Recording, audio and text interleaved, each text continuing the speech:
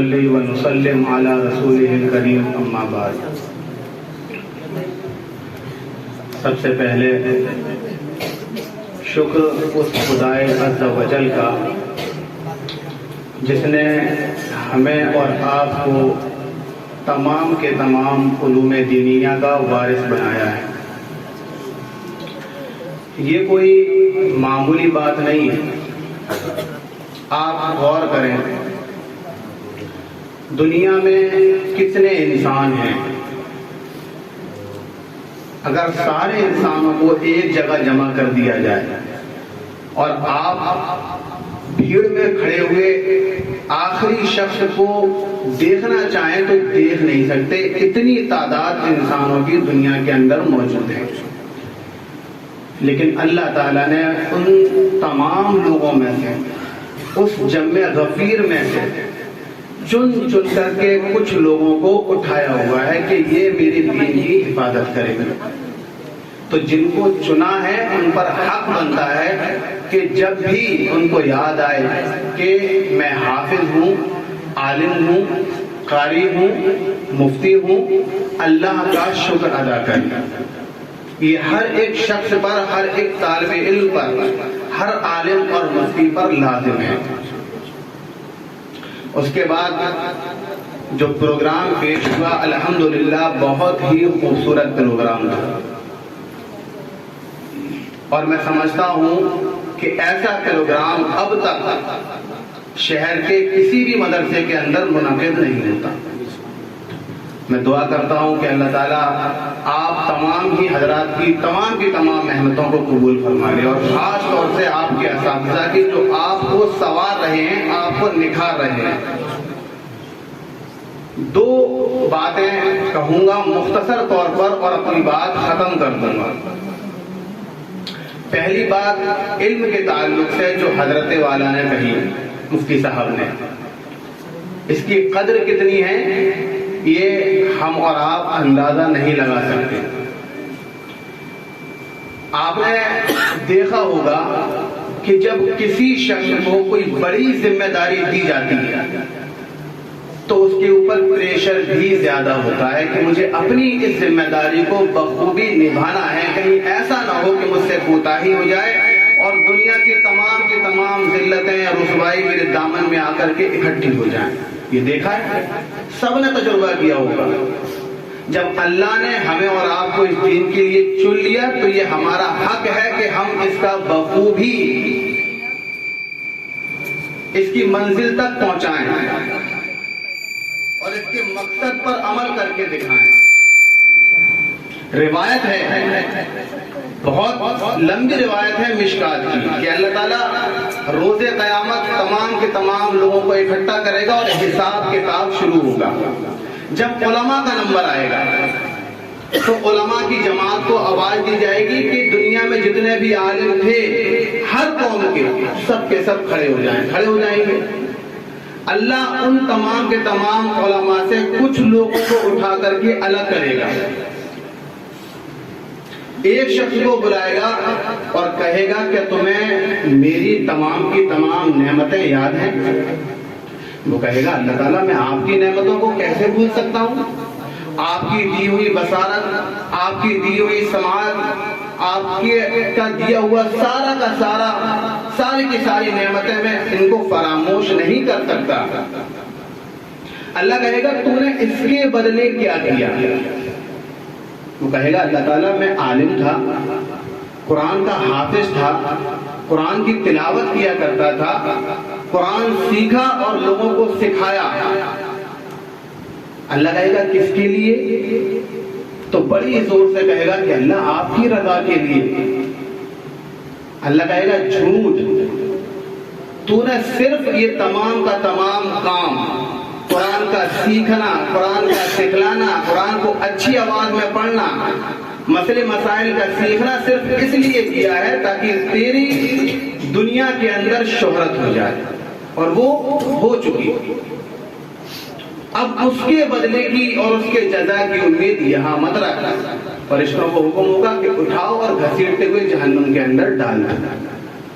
یہ صرف اس لیے کہ اگر علم دنیا حاصل کرنے کے لیے سیکھا جائے گا تو وہ بوال بن جائے گا، پہلی بات۔ دوسری بات، ہمارے اساتذہ، آج کا دور جب سے یہ موبائل ہمارے ہاتھ میں آئے ہیں، ہم تہذیب اور تمیز اور ادب فراموش کر چکے ہیں، اور اب یہ چیز کالجوں سے نکل کر کے مدارس کے طلبہ کے اندر آ چکی ہے۔ زیادہ دور نہیں جا رہا، میں خود اپنا زمانہ میں بتا رہا ہوں، صرف 6 7 8 سال پرانا دور ہے میرا۔ آج بھی جب ہمارے اساتذہ ہمارے سامنے آتے ہیں تو پیر اٹھانے کی ہمت نہیں ہوتی، 2 زانو ہو کر ہی بیٹھتے ہیں، آج بھی یہی معمول ہے۔ ایسا ادب مدارس کے اندر سکھایا جاتا تھا، لیکن آج یہ چیز دھیرے دھیرے فوت ہوتی نظر آ رہی ہے۔ آج طلبہ اپنے اساتذہ کا ادب نہیں کرتے، یہ کرتے ہیں تو بہت معمولی سا ادب کرتے ہیں، بہت معمولی سا۔ آپ جانتے ہیں استاد کا مقام کتنا بڑا ہے؟ کسی بزرگ نے کہا تھا کہ باپ تمہیں صرف پیدا کرتا ہے اور استاد تمہیں نکھارتا ہے۔ کھدان کی کھدائی کرنے والا شخص جو سونا نکالتا ہے، اس کا کام صرف سونا نکالنا ہے، لیکن اس کی قیمت میں اضافہ کرنے کا کام سونار کا ہے۔ یہی حال اساتذہ کا ہے۔ باپ نے پیدا کر دیا، ہم دنیا کے اندر آ گئے، اگر استاد نے ہمیں نکھارا نہ ہوتا، ہماری صلاحیتوں کو اجاگر نہ کیا ہوتا، ظاہر نہ کیا ہوتا، تو ہم اس ڈھیلے کی مانند ہوتے جس کو فٹ بال کی طرح کہیں کوئی مار دیتا ہے، کہیں کوئی مار دیتا ہے۔ اور آپ دیکھ لیں ان لوگوں کو جن کا تعلق مدارس سے نہیں ہے، جن کا تعلق مساجد سے نہیں ہے، ان کی کوئی عزت نہیں ہے۔ تو دوسری چیز یہ کہ آپ اپنے اساتذہ کا ادب کریں، جہاں بھی نظر آئے ان کو سلام کریں، ان سے مصافحہ کریں، جہاں بھی نظر آئے آپ ان کے پاس بیٹھیں، ان سے تربیت حاصل کریں، ان سے سیکھیں، ان سے نصیحتیں لیں۔ کبھی جانا ہو سفر کر کے استاد کے پاس تو کچھ لے کر کے جائیں، کیونکہ جو انہوں نے ہمیں دیا ہے ہم اس کا بدل نہیں دے سکتے، لیکن ان کا حق ادا کرنے کی کوشش کر سکتے ہیں۔ حق ادا نہیں ہوگا لیکن کوشش کر سکتے ہیں۔ تو اپنے اساتذہ کا ادب کیا جائے، جہاں تک بھی ہو سکے ان کی عزت کیا جائے۔ اور ایک آخری کمی جو مدارس کے اندر شروع ہوئی ہے، اس کی طرف تو میں ضرور توجہ دلاؤں گا۔ ہمارے مدارس کے اندر اب ایک کمی یہ آ چکی ہے کہ ہمارے طلبہ اب کچھ اسٹینڈرڈ لائف میں پہنچ چکے ہیں، کچھ فیشنیبل لائف میں پہنچ چکے ہیں، اور اس کا طریقہ یہ ہوا کہ اب ہماری جو کتابیں تھیں جن کو ہم سینہ سے لگا کر کے چلا کرتے تھے، قرآن و حدیث والی کتابیں، اب وہ کالج کی طرح پیٹوں پر آ کر کے ٹنگ چکی ہیں۔ کبھی مثال دی جاتی تھی بیانوں کے اندر، آپ نے بھی شاید سنا ہوگا کہ مدرسے اسکول کا بچہ کتابوں کو پیچھے ٹانگ کر کے چلتا ہے اور یہ بتاتا ہوا جاتا ہے کہ جو میں سیکھ رہا ہوں دنیا کا علم، یہ دنیا میں رہ جانے والا ہے، پیچھے رہ جانے والا ہے۔ اور مدرسے کا طالب علم جب سینے سے کتاب لگا کر چلتا ہے تو وہ یہ بتاتا ہوا جاتا ہے کہ یہ جو علم میں سینے سے لگا کر کے چل رہا ہوں یہ قبر کے اندر روشنی کرے گا، اور جب آخرت میں مجھے اٹھایا جائے گا تو یہ آگے آگے ٹارچ کا کام کرے گا۔ آج ہم نے اپنی دینی کتابیں، قرآن، حدیث، اقوال صحابہ، افعال صحابہ، تمام کی تمام چیزوں کو جس کو ہمارے علماء نے منضبط کیا، بند کیا کتابوں کے اندر، بہت محنت کے ساتھ کہ ہماری آگے آنے والی نسل اس کی عزت کرے گی، آج ہم نے ان تمام کی تمام کتابوں کو اپنے پسے پشت ڈال دیا، اور یہ سمجھ لیں کہ ہم تو بہت خوبصورت لگ رہے ہیں۔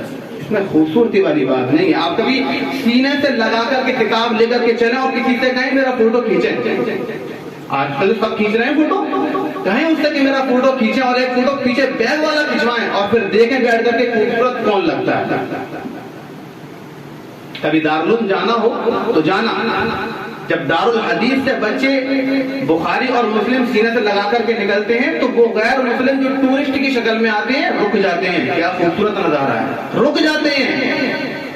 وہ خود کہتے ہیں کہ فرشتوں کی جماعت ہے یہ، کسی کی نگاہ نہیں اٹھ رہی، کسی کی زبان پر غلط الفاظ نہیں ہے، چہروں پہ سب کے نور نظر آ رہا ہے، کتابیں سب کے سینوں سے لگی ہوئی ہیں، یہ ایک عالم ہے دارالعلوم دیوبند کا۔ کبھی جائیں تو وہاں دیکھیں، ندوہ جائیں وہاں دیکھیں، سارے بڑے مدارس کے اندر آپ کو یہ عمل ملے گا۔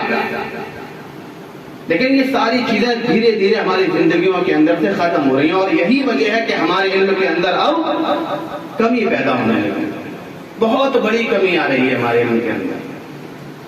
جو علم ادب سے ملتا ہے وہ رٹنے سے کبھی نہیں ملے گا۔ اگر آپ کے دل کے اندر اعلی علم کی عزت نہیں ہے، جن سیٹوں پر کتابیں رکھ کر کے آپ پڑھ رہے ہیں ان کی عزت نہیں ہے، جس قلم سے آپ لکھ رہے ہیں اس کی عزت نہیں ہے، جس کاپی پر آپ لکھ رہے ہیں اس کی عزت نہیں ہے، جس کتاب کو آپ پڑھ رہے ہیں اس کی عزت نہیں ہے، جو اساتذہ آپ کو پڑھا رہے ہیں اس کی عزت نہیں ہے، آپ کتنا بھی رٹا مار لو وقتی طور پر آپ کو یاد ہو جائے گا لیکن ٹکے گا نہیں۔